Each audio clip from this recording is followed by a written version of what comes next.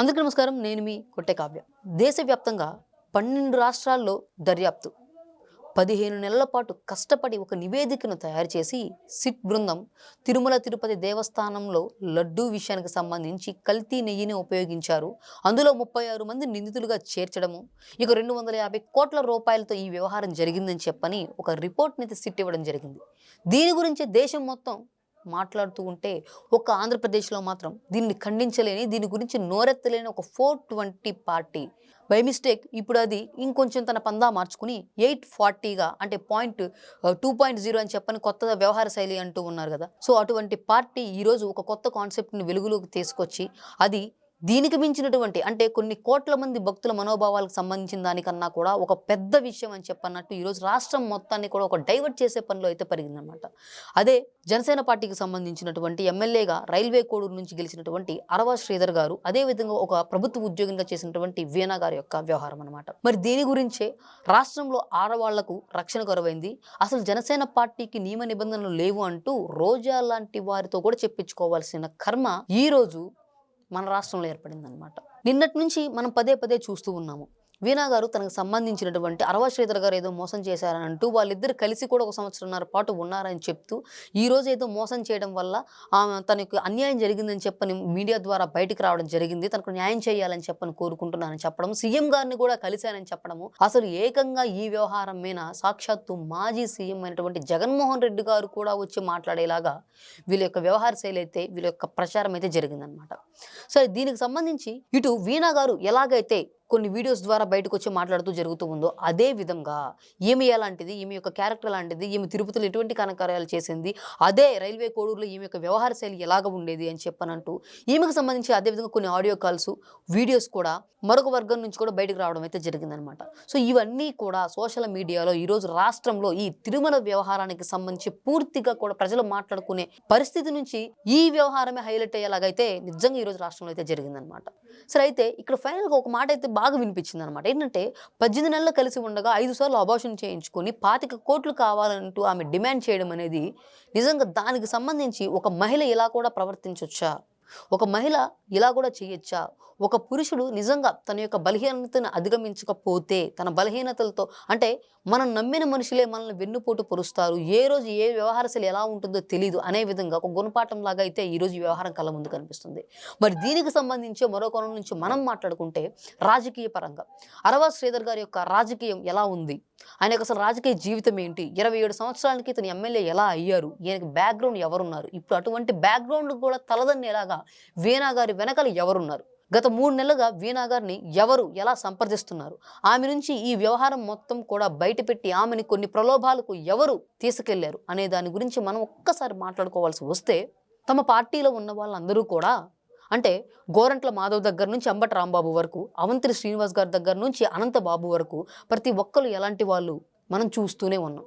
మరి ఆ పార్టీలో గత ప్రభుత్వంలో సాక్షాత్తు హోంమంత్రికి ఒక మహిళ చేసుండి ఆమె దగ్గర నుంచి కూడా రాష్ట్ర మహిళా కమిషన్ చైర్మన్ వరకు కూడా ప్రతి ఒక్క మహిళా నేతలు కూడా అంటే నాటి ప్రభుత్వంలో ఒక హుందాతనంతో వ్యవహరించాల్సినటువంటి పార్టీ కావచ్చు, ప్రభుత్వం కావచ్చు, ఎంత చులకనగా మహిళల పట్ల, ఎంత చులకనగా వాళ్ళ పార్టీ నేతలను శిక్షించే విధానం పట్ల ఉన్నారో మనం చూస్తూనే ఉన్నాం.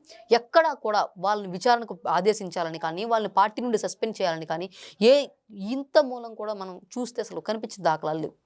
మరి ఈరోజు జనసేన పార్టీ విషయానికి వస్తే అటు వినుత కోట గారి విషయం కావచ్చు, లేకపోతే కిరణ్ రాయల్ గారి గురించి కావచ్చు, ఇప్పుడు ప్రస్తుతం అరవ శ్రీధర్ గారి గురించి కావచ్చు, ఎవరైతేనేమి ఒకళ్ళ వ్యక్తిత్వం మీద వాళ్ళు ఏమైనా నిజంగా తప్పులు చేసి ఉంటే ముందు మీరు నిరూపించుకోండి, ఆ తర్వాత సాధారణంగా ఈ పార్టీ ఎప్పుడు మిమ్మల్ని గౌరవిస్తూనే ఉంటుంది అనేలాగా పార్టీ వ్యవహరించిన తీరు నిజంగా అభినందనీయం. ఎందుకంటే ఈ విషయాన్ని భూతద్దంలో పెట్టి చూపిస్తున్నటువంటి సాక్షి మీడియాకి చెంప చెల్లుమనిపించేలాగా ఈ వ్యవహారం 24 గంటలు దాటక ముందే జనసేన పార్టీ నుంచి 7 రోజుల్లోపే ఈ విషయానికి సంబంధించినటువంటి వివరణ ఇవ్వాలని చెప్పని ఒక కమిటీని వేసి తర్వాత ఆ కమిటీ ముందు ఇచ్చినటువంటి రిపోర్ట్ని బేస్ చేసుకుని ఈ మాత్రం విచక్షణ అవతల ఉన్నటువంటి వైసీపీ పార్టీకి ఉందా? సహజంగా ఈ మధ్య మనం వింటూనే ఉన్నాము, బాగా విపరీతంగా ఆర్టిఫిషియల్ ఇంటెలిజెన్స్ ఎంత వైరల్ అయిందో అదే విధంగా హనీ ట్రాప్ అంటున్నారు, మనీ ట్రాప్ అంటున్నారు. ఇప్పుడు మనం చూసుకుంటే ఈ రాష్ట్రంలో అటు టీడీపీ కావచ్చు, ఇటు వైసీపీ కావచ్చు, వీటన్నిటికన్నా కూడా ప్రత్యామ్నాయం ఎదుగుతున్నటువంటి జనసేన పైనే నాకు తెలిసినంత వరకు ఒక పొలిటికల్ ట్రాప్ అయితే జరుగుతుందని అందరి జన సైనికులతో పాటు నేను కూడా భావిస్తున్నాను. ఎందుకంటే అరవ శ్రీధర్ గారు ఇప్పుడు జనసేన పార్టీ తరపున ఎమ్మెల్యేగా ఉన్నటువంటి ఈయన యొక్క వ్యవహార శైలి ఎలా ఉంటుందో, ఈ కూటమి ప్రభుత్వం వచ్చిన తర్వాత సాక్షాత్తు రైల్వే కూడూరులో జరిగినటువంటి అభివృద్ధి కార్యక్రమాలు ఎలా ఉన్నాయో ప్రతి ఒక్కళ్ళకి కూడా తెలిసిందే.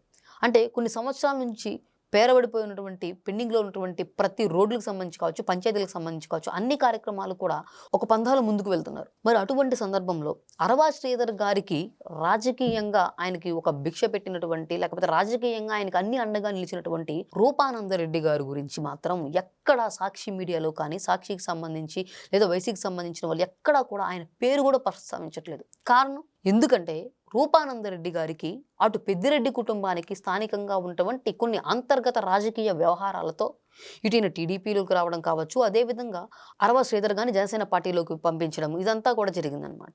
మరి ఇదే సమయంలో ఇక్కడ మనం ముఖ్యంగా గమనించాల్సిన విషయం ఏంటంటే, రూపానందరెడ్డి గారికి మిథున్ రెడ్డి గారు, పెద్దిరెడ్డి గారు అంటే వైరం ఉంది కానీ జగన్మోహన్ రెడ్డి గారు అంటే వైరం లేదు. మరి ఈ వ్యవహారంలో సొంత కూటమి నేతలే జనసేన పార్టీ స్థాయిని దిగజార్చాలని చూస్తున్నారా? లేకపోతే ఈ కూటమి నేతల్లోనే ఏమైనా కలహాలు వచ్చాయా?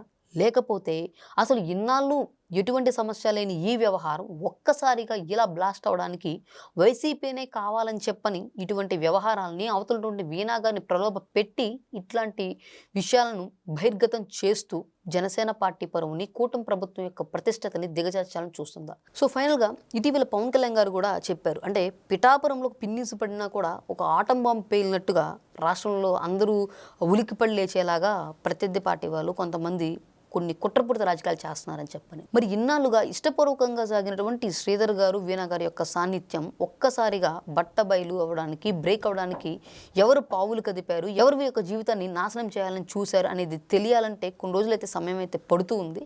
సో ఈలోపే ఏదైతే ఇప్పుడు మనం చెప్పుకున్నామో వైసీపీ పార్టీ అంటే తమ పార్టీకి ఉన్నటువంటి బురదని ప్రత్యర్థులకు కూడా పొలమాలని చూసేటువంటి ఆ బూతు పార్టీ ఏదైతే ఉందో, కుదిరితే శవాలు లేకపోతే కులాలు, అది అవ్వకపోతే ఆడవాళ్ళతో చేసేటువంటి వాళ్ళ నీచపు రాజకీయం ఏదైతే ఉందో వాటన్నిటి నుంచి కూడా కూటమి నేతలు, కూటమి పార్టీల కార్యకర్తలు కూడా చాలా అప్రమత్తంగా ఉండాల్సిన అవసరం అయితే ఉంది. So last but not least అండి, పవన్ కళ్యాణ్ గారి సినిమాలో చెప్పినటువంటి అంటే పాటలు ఇటీవలగా వచ్చిన ఒక పాటలు ఒక మాట, దేఖలేంగే చాలా చూసినాంలే చాలా అని. సో ఇట్లాంటి వైసీపీ చీప్ ట్రిక్స్, పాలిటిక్స్కి ఇట్లాంటి వైసీపీ జనసేనపై చేస్తున్నటువంటి ఈ పొలిటికల్ ట్రాప్లు కూడా జనసేన నేతలు కూడా చాలామంది చూశారు. సో ఇవేం వాళ్ళకి కొత్త కాదు, వీటిని ఎదుర్కోవడం వాళ్ళకేం చేత కాదు.